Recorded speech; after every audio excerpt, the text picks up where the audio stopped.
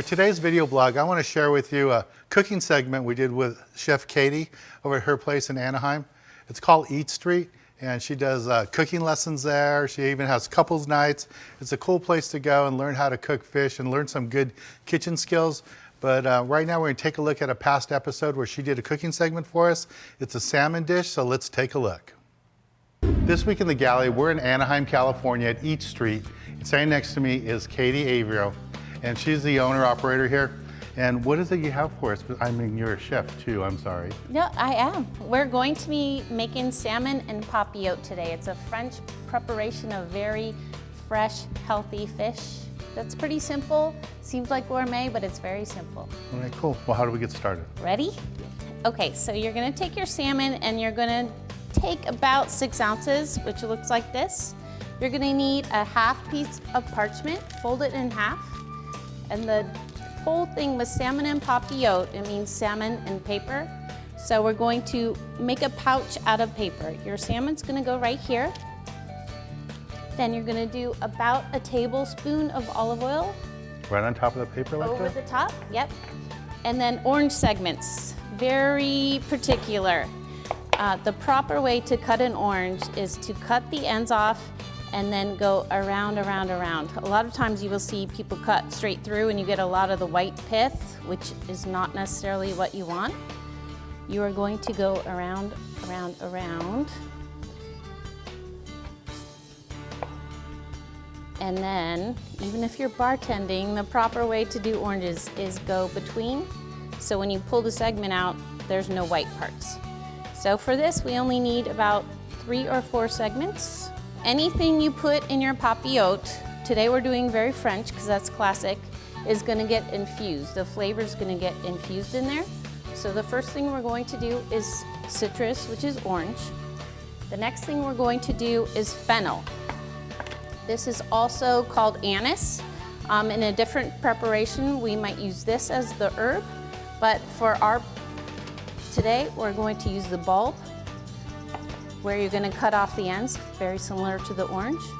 And you're just gonna use very thin slices of it. So you're gonna go in a flat place like this, and against your knuckle, you're gonna go thin, thin, thin. Anise is typically a very licorice-y flavor.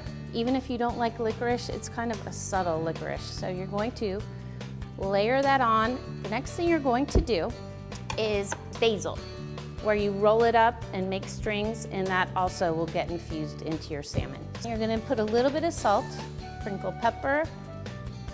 Last but not least, you're going to put about a tablespoon of white wine. You're gonna take your parchment, and the faster, the better on this. You're just gonna go around, around, around, around, around. And onto your half sheet of parchment like this. If you're cooking pork or beef or chicken, you can really go by temperature or the way the meat feels. With salmon, not so much, especially when it's in a pouch. You have to go by time. So your oven should be at 425. You're gonna put it in there for 12 minutes. This is something where it doesn't matter if you go a little bit under, because as you know, some people like their salmon a little bit raw in the middle. So I go by time on this. And one telltale sign, you know it's done. You can actually see through the paper that it's boiling, the liquids in there. Your white wine, your olive oil will be boiling. After 12 minutes, you're going to take it out, cut it open with a knife down the center. The best way to do it is in front of whoever is eating it. The steam comes out and all the beautiful flavors, your basil, your orange, your fennel, come shining through. Well, I have to take a bite of this.